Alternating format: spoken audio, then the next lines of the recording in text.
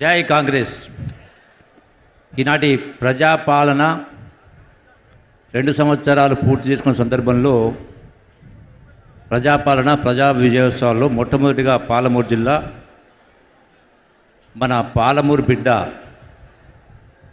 గౌరవ ముఖ్యమంత్రి రేవంత్ రెడ్డి గారు, అట్లాగే సభాధ్యక్షులు మీ అభిమాన నాయకుడు గౌరవ సహచర మంత్రివర్యులు వాకిటి శ్రీహరి గారు, అట్లాగే ఇన్ఛార్జ్ మంత్రివర్యులు పెద్దలు దామోదర్ రాజనరసింహ గారు, అట్లాగే మిత్రుడు సహచర మంత్రివర్యులు కోమటిరెడ్డి వెంకటి గారు, అట్లాగే కార్పొరేషన్ అధ్యక్షులు, ప్రభుత్వ సలహాదారులు, వేదికపై ఉన్నటువంటి సహచర శాసనసభ్యులందరికీ, వేదికపై ఉన్నటువంటి ఇతర పెద్దలందరికీ, మక్తల్ నియోజకవర్గ ప్రజలందరూ కూడా ఈ శుభ సందర్భంలో మీ అందరికీ హృదయపూర్వక నమస్కారం తెలియజేస్తా ఉన్నాం. మన పాలమూరు ముద్దు బిడ్డ కాబట్టే ఈనాడు మక్తల్ అన్నా, నారాయణపేట అన్నా, కొడంగల్ అన్నా అత్యంత వెనుకబడిన ప్రాంతాలు. గడిచిన దశాబ్ద కాలంలో ఇంతటి పేదరికం వెనుకబడతా ఉన్నా కూడా గొప్పగా చెప్పుకున్నటువంటి గత ప్రభుత్వాలు, గత నాయకులు, భారతదేశానికే ఆదర్శం చెప్పుకున్న నాయకులకు పాలమూరు యొక్క దుస్థితి ఉన్నా కూడా ఏనాడు కనికరించలే.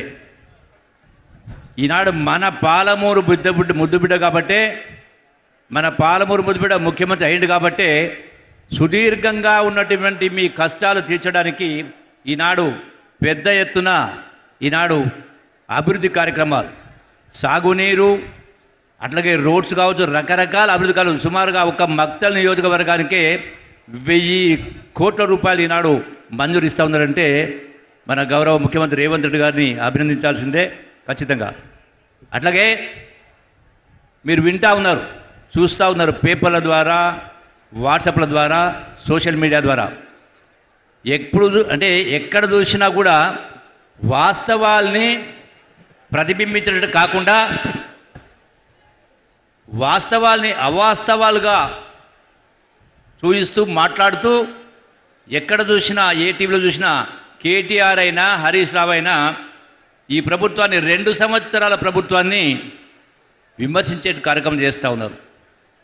ఈ రాష్ట్రం గడచిన 10 సంవత్సరాల కాలంలో ఆనాటి ముఖ్యమంత్రి కల్వకుంట్ల చంద్రశేఖర్ పరిపాలించిన తర్వాత, ఆనాడు ముఖ్యమంత్రి అయిన రోజు ఈ రాష్ట్రం ధనిక రాష్ట్రం, హైదరాబాదు ఆదాయం, మళ్ళీ 8 లక్షల కోట్ల రూపాయలు అప్పు చేసి కూడా ఏ ఒక్క ప్రజాసమస్యను పరిష్కరించలేదు. ముఖ్యంగా ఇవాళ నారాయణపేట, కొడంగల్, మక్తల్ దేవుని మనం చూస్తూ ఉన్నాం. మరి నేను ఒక మాట చెప్తా, సమయం లేదు కాబట్టి, మొన్న జూబ్లీహిల్స్ ఎన్నికల్లో జరిగినటువంటి శాసనసభ జూబ్లీహిల్స్ ఉప ఎన్నికల్లో కేటీఆర్ మాట్లాడుతూ, జూబ్లీహిల్స్ ఎన్నిక ఉప ఎన్నిక గడచిన 2 సంవత్సరాల రేవంత్ రెడ్డి గారి పరిపాలన, కాంగ్రెస్ పరిపాలనకు ప్రజలు రెఫరెండం 2 సంవత్సరాల పరిపాలన పైన ప్రజలు తీర్పు ఇవ్వబోతా ఉన్నారని 1కి 10 సార్లు ప్రస్తావించిండు. కరెక్టే. మీ అన్ని ప్రశ్నలకు సమాధానం కేటీఆర్ ఏదైతే మాట్లాడిండో, 2 సంవత్సరాల గొప్పగా చెప్పుకుంటా ఉన్నారు మన ఇందిరమ్మ ప్రభుత్వం అని, ప్రజాపాలనని, రేవంత్ రెడ్డి గారి ప్రభుత్వం అని. ఈ 2 సంవత్సరాల పరిపాలనలో జూబ్లీహిల్స్ ఎన్నికల్లో తీర్పు ఇవ్వబోతా ఉన్నారు పరిపాలన పైన అన్నారు. కేటీఆర్, హరీష్ రావు, ఇలా బీఆర్ఎస్ నాయకులందరినీ కూడా నేను ప్రశ్నిస్తా ఉన్నా, ముఖం ఎక్కడ పెట్టుకుంటారు? జూబ్లీహిల్స్ ఎన్నికల్లో ఈ 2 సంవత్సరాల పరిపాలనల పైన ప్రజలు తీర్పు ఇచ్చిండ్రు. 20,000 పైన మెజార్టీతోటి కాంగ్రెస్ పార్టీని గెలిపేయడం జరిగింది. గౌరవ ముఖ్యమంత్రి రేవంత్ రెడ్డి నాయకత్వాన్ని బలపరచడం జరిగింది. ఇక దేనికి సమాధానం చెప్పాలి మీకు? 100% ఈ ప్రభుత్వం ప్రజాప్రభుత్వం, ఇందిరమ్మ ప్రభుత్వం, పేదల పక్షపాతి, పేదల ప్రభుత్వం. మరొక విషయం, అందుకే ఈనాడు కాదు, ఆనాటి నుంచి, ఇందిరాగాంధీ నుంచి ఈనాటి వరకు కూడా ప్రజలకు ఏదైనా మేలు చేసే కార్యక్రమాలు జరిగినాయంటే అది కాంగ్రెస్ ప్రభుత్వం జరిగింది. కాబట్టి మీరందరూ ఒకటే ధ్యాస పెట్టుకోవాలా, ఈ భారతదేశానికి కాంగ్రెస్ పార్టీ శ్రీరామ రక్ష. అందుకే ఎప్పుడు ఏ ఎన్నికలు వచ్చినా